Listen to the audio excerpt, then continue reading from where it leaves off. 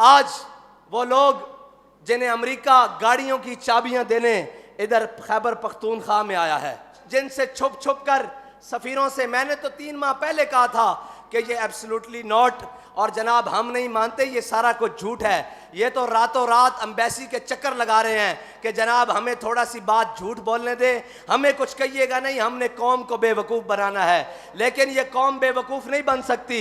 इस कौम को अल्लामा खादिम हुसैन रिजवी जैसे रिजाल नजरिया देकर गए हैं। मुकाफ़ात अमल देखें, वो जो पिछले साल इसी 14 अगस्त वाले दिन हमारे लोगों पर तुमने पर्चे काटे थे और उनको जेलों में बंद किया था, ना हमें उसका अफसोस है और हमें ना इस पर ज्यादा फख्र है, हमें उन शहीदों के खून पर फख्र है कि उनके खून की बरकत से आज हम फिर फैजाबाद जा रहे हैं कल,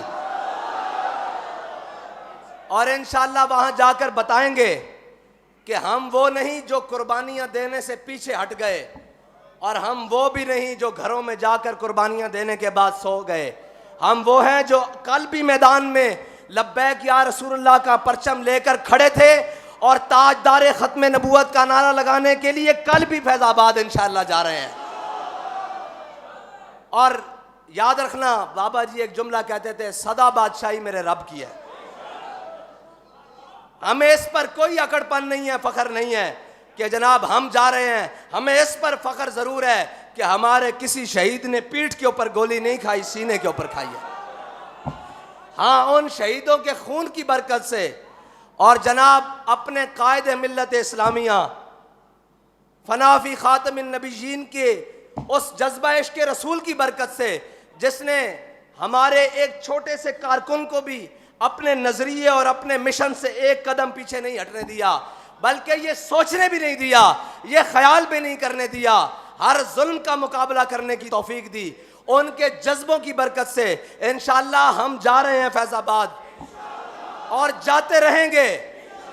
और बाबा जी फरमाते थे कि अमेरिका उनसे डरता है जिनके बारे में इकबाल करके गया है कि ये फाका कश जो मौत से डरता नहीं, जरा रूह मोहम्मद इसके बतन से निकाल दो। और अब तो मुखालिफ भी ये कहते हैं कि तुम इनको कैसे रोक सकते हो, अगर उन्होंने ऐलान कर दिया है जाने का तो फिर उन्हें सवारियों की जरूरत नहीं, वो तो इंशाअल्लाह पैदल भी चल पड़ेंगे, क्योंकि हमारी लाइन बड़ी तोड़ तक जुड़ी हुई है। अगर हमारी रास्ते में सवारियां खराब भी हो जाएं, हजरत अबू खैसमा अंसारी की तरह, हजरत अबू जर गफारी की तरह, तो हमारे बड़ों ने सवारियों का इंतजार नहीं किया, पैदल चल पड़े। हाँ, हमारी लाइन जुड़ी हुई है और हमारा नजरिया और हमारा हाथ उस हाथ में है जो हजरत जनाब अबू जर गफारी तक जाता है और फिर वहां से होता अपने आका मौला सल्लल्लाहु अलैहि वसल्लम तक जाता है।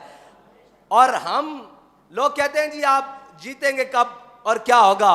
मैंने कहा ये मेरे अल्लाह के फैसले हैं, वो हर चीज घुमा घुमा कर एक एक को लाकर मैदान में कि ये भी हुजूर के दीन का गद्दार, इसने भी रसूलुल्लाह की नामूस के साथ गद्दारी की, इसने खत्म नबुव्वत के साथ गद्दारी की, इसने खत्म नबुव्वत के परवानों के ऊपर गोलियां चलाई, इसने जनाब खत्म नबुव्वत के परवाने के ऊपर शेल चलाए, इसने खत्म नबुव्वत के परवानों के ऊपर जनाब बख्तर बंद गाड़ियां चढ़ाई।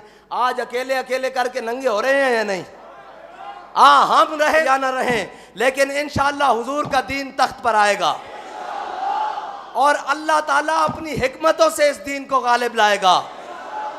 अगर हम इखलास के साथ चलते रहे तो अल्लाह ताला इस काम के लिए हमें मुंतखब करेगा। अगर हमारे दिल में कोई दूसरी बात आ गई तो फिर अल्लाह ताला फरमाता है कि अगर तुम फिर गए तो हम कोई और कौम ले आएंगे और तुम्हारी जगह कोई और लोगों को ले आएंगे।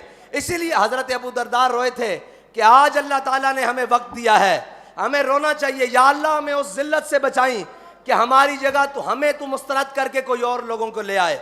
अगर तूने अपने हबीब के दीन का झंडा हमें दिया है तो फिर ता क़यामत हमें इसे उठाने की तौफीक भी अता फरमाना। और अगर तूने लब्बैक या रसूलुल्लाह का नारा लगाने की हमें तौफीक दी है तो फिर ता क़यामत और कब्र हशर में भी हमें यह नारा लगाने की तौफीक अता फरमाना। और किसी मलामत करने वाले की मलामत से, किसी डराने वाले के डर से हमें महफूज फरमाना।